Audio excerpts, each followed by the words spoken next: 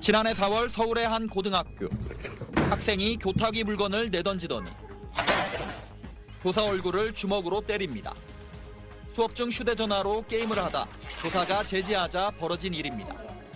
이후 수업 중 휴대전화 사용을 금지하는 법안이 시행됐는데 아예 교내에서 사용을 금지한 학교도 있습니다. 교화하기 전에 핸드폰 다 넣고 우리 다시 앉아보도록 합시다.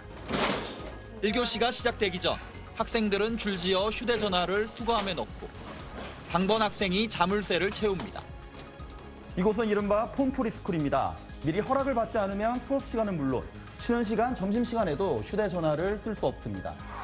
체육대회 같은 외부 활동 때도 전용 가방에 휴대전화를 보관합니다. 교사와 학부모는 만족도가 높은 편입니다. 수업 중간에 알람이 울리지도 않고 그다음에 중간중간 SNS를 확인할 그럴 유혹을 저희가 차단을 하는 거니까 정말 아이들이 축제를 참여하지 않고 휴대폰만 하는 경우도 있었거든요. 학생들도 대부분 익숙해졌습니다. 학교에서 휴대폰을 많이 써본 적이 없어서 쓰고 싶은 생각은 없어요. 한국교총이 전국 153개 초중고교를 조사한 결과 쉬는 시간과 점심시간에도 휴대전화를 금지하는 학교는 44%로 나타났습니다. 휴대전화 일괄 수거를 인권침해로 봤던 국가인권위원회는 지난 2024년 학생들의 의견이 학칙에 반영됐고 수업 시간 외에 교사 허락을 받아 휴대전화를 사용할 수 있다며 인권침해로 볼 수 없다고 판단했습니다. 교내 휴대전화 사용을 전면 금지할 경우 교사의 체벌, 학교폭력, 아동학대 등을 예방하거나 입증하기 어려울 수 있다는 우려는 여전합니다. 학교 내에서 일어난 분쟁들의 다수가 사진, 녹취, 영상 이런 거를 가지고 네가 옳니 내가 옳니 이러고 있는데 스마트 기기 소지 자체를 원천적으로 금지한다는 게 자신들을 좀 지키고 증거를 남기고 기록을 남길 수 있는 그런 권리를 좀 제한하는 것이기도. 경기 강원 교육감 등은 교내 휴대전화 사용 금지를 공약으로 내걸었는데 구체적인 가이드라인은 공론화를 거쳐 마련하겠다는 방침입니다. SBS 정반석입니다. 네, 스마트폰 사용이 학업에는 과연 어떤 영향을 미친다고 생각하시나요? 학교에서 스마트폰 사용을 제한한 뒤 학업 성취도가 높아졌다는 사례가 잇따르면서 관련 논의가 다시 탄력을 받고 있습니다. 안민석 경기도 교육감 당선인이 수업 시간뿐 아니라 쉬는 시간, 또 점심 시간에도 스마트폰 사용을 제한하는 폰프리 스쿨 정책을 추진하겠다고 밝히면서 이미 스마트폰 사용을 제한해 학업 성과를 거둔 사례들이 주목받고 있습니다. 대표적인 곳은요, 올해 전국의 일반고 가운데 서울대 합격자를 가장 많이 배출한 경기 화성의 화성고등학교입니다. 이곳은요, 올해 서울대 합격자 44명 중 37명이 고3 재학생일 정도로 학업 성취도가 높았습니다. 전교생이 기숙사 생활을 하는 화성고는 일과 시간은 물론 취침 시간대마저 스마트폰의 사용을 제한하고 있는데요.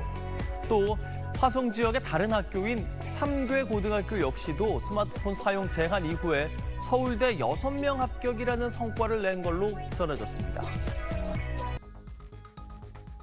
우리 국민의 스마트폰 과의존 위험군 비율은 최근 5년간 꾸준히 감소한 걸로 나타났습니다.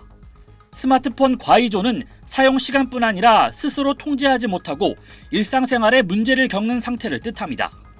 과학기술정보통신부 조사 결과 2025년 스마트폰 이용자 가운데 과의존 위험군 비율은 22.7%로 전년보다 0.2%포인트 감소했습니다.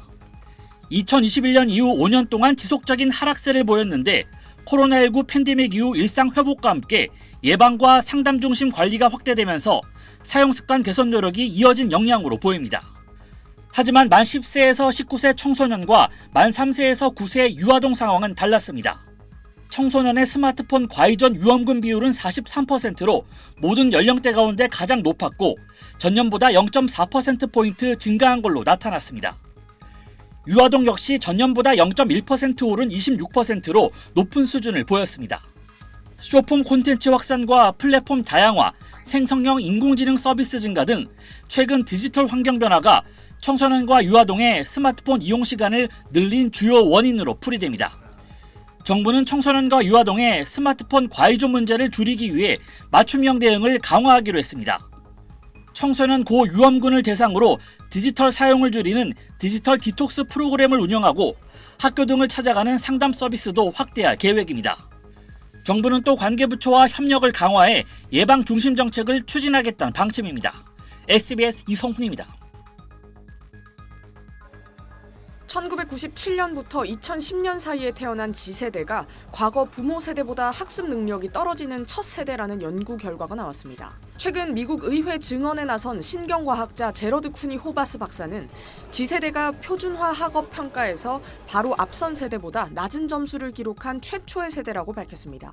그러면서 G세대가 주의력과 기억력, 문해력, IQ 등 거의 모든 인지 지표에서 이전 세대보다 낮은 성과를 보였다는 연구 결과를 발표했습니다. 호바스 박사에 따르면 G세대는 특히 자신의 학습 능력을 실제보다 높게 평가하는 경향도 두드러졌습니다. 호바스 박사는 이런 현상의 가장 큰 원인으로 지속적인 스크린 노출을 지목했습니다. G세대는 깨어있는 시간의 절반을 스마트폰이나 태블릿, 노트북 등 화면을 보는 데 쓴다는 겁니다.